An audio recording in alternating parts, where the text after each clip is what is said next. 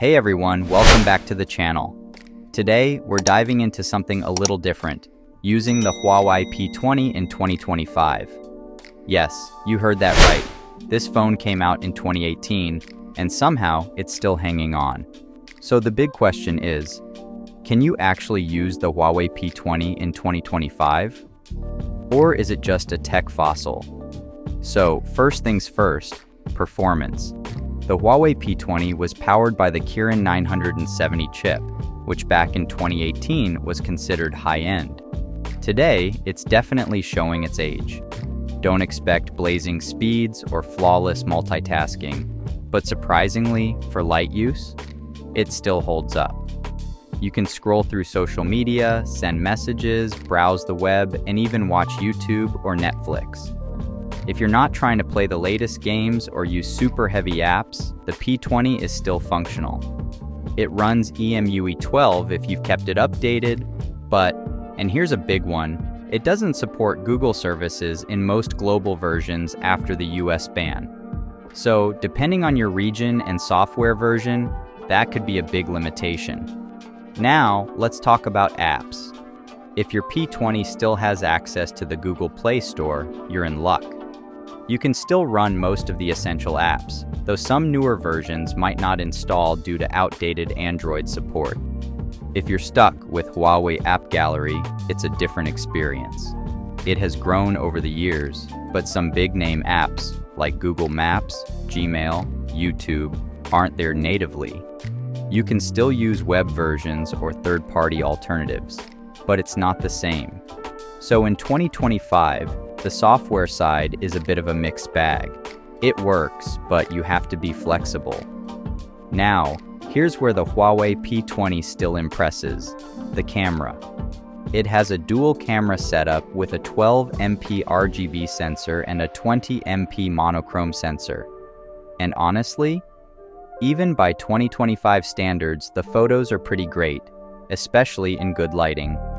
The color reproduction is solid, the details are nice, and the monochrome sensor gives some unique results. Night mode is basic compared to today's AI-driven night modes, but it still delivers decent shots.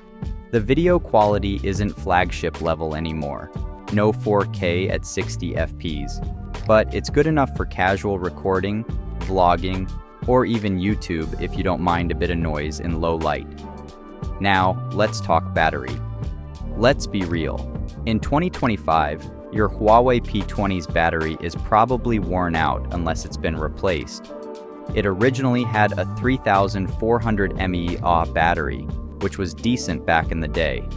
But now, expect shorter screen-on times, especially if you're on older lithium cells. That said, battery replacements are affordable, and once swapped, the P20 becomes much more usable again. Charging is fast.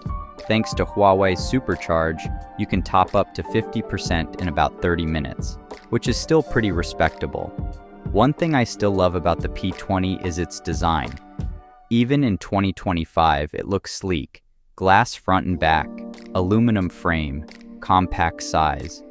It's easy to hold and use with one hand, which is a rare feature these days. It also has a front fingerprint scanner, which many people still prefer over in-screen readers. No Face ID here, but the fingerprint reader is fast and reliable.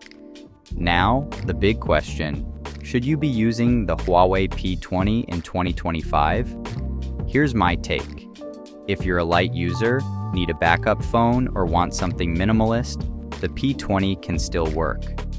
If you can get around the app limitations and keep your expectations realistic, it can be a solid daily driver, especially if the battery is replaced. But if you're someone who needs the latest apps, heavy multitasking, advanced camera features, or guaranteed security updates, it might be time to move on. So, that's it. In 2025, the Huawei P20 is not dead, but it's definitely a survivor. It's a phone that still works, but not without some compromises. Let me know in the comments, are you still using an older Huawei device? Would you consider using a P20 in 2025? If you enjoyed this video, don't forget to like, subscribe, and hit that notification bell for more tech reviews, old phone tests, and throwback content. Thanks for watching, and I'll catch you in the next one.